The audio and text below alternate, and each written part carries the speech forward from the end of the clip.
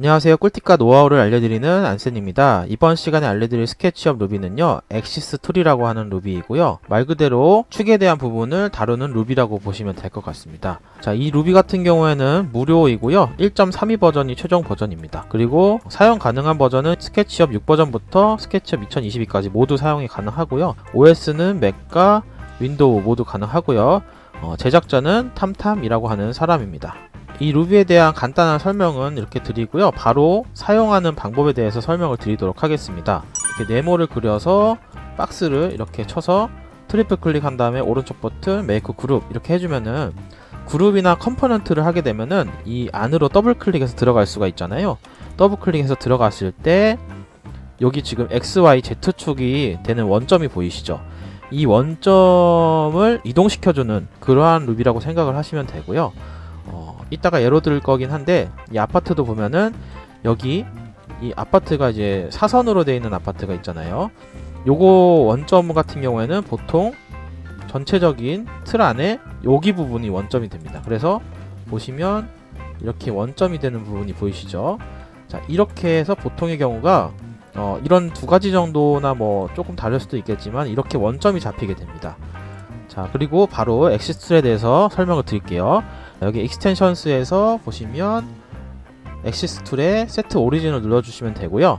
저 같은 경우는 Alt A로 단축키를 만들어 놨으니까 이걸로 계속 사용을 하도록 하겠습니다. 자, 이렇게 세트 오리진을 눌러주면은 창이 하나 뜨게 되고요. X, Y, Z에 대한 부분을 설정할 수 있는 부분이 나타나게 됩니다.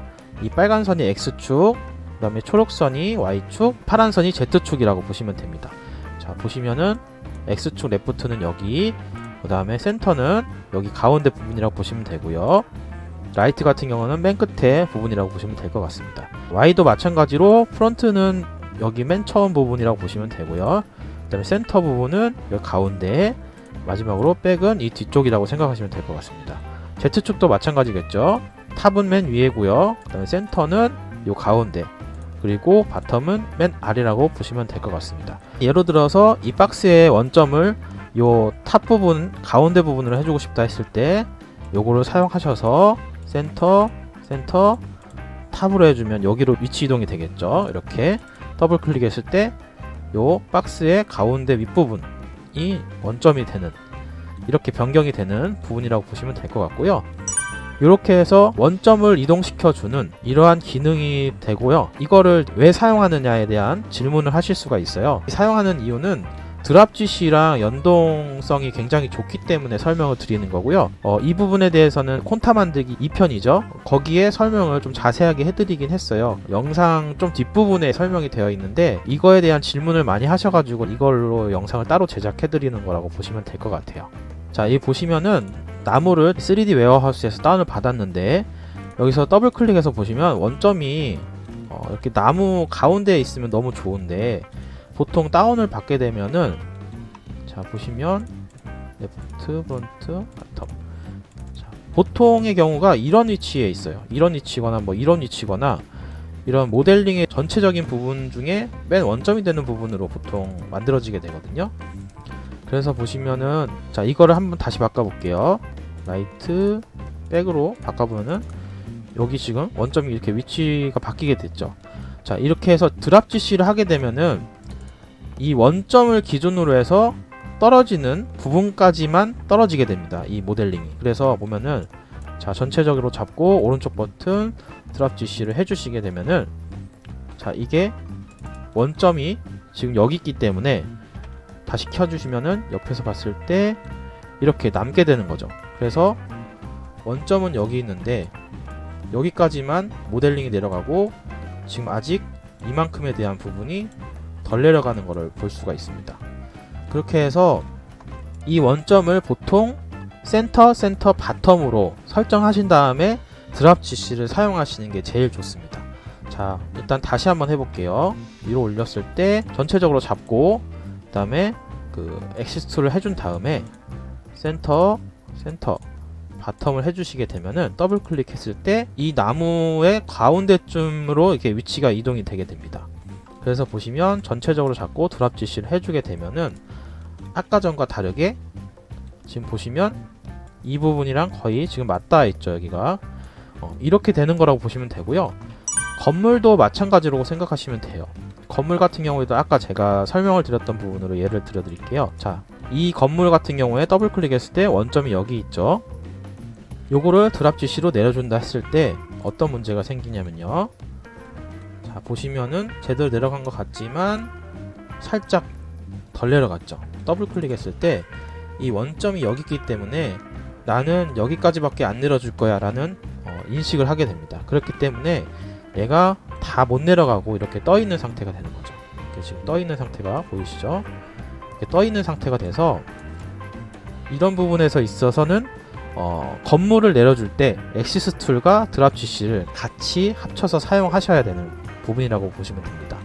그래서 다시 이렇게 전체적인 그룹을 잡고 엑시스 툴을 써서 센터 바텀을 해줍니다. 그 다음에 드랍 GC를 해주게 되면은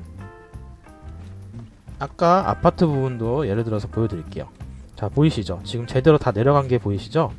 이렇게 위에서 봤을 때도 문제없이 딱 건물이 바닥에 잘 내려가는 걸 볼 수가 있어요. 대부분 다 잘 내려가기 때문에 뭐 문제가 되는 부분은 없을 겁니다. 정말 뭐 이상한 부분이 아니면 웬만하면 다 깔끔하게 처리가 돼서 내려간다고 보시면 될 것 같고요.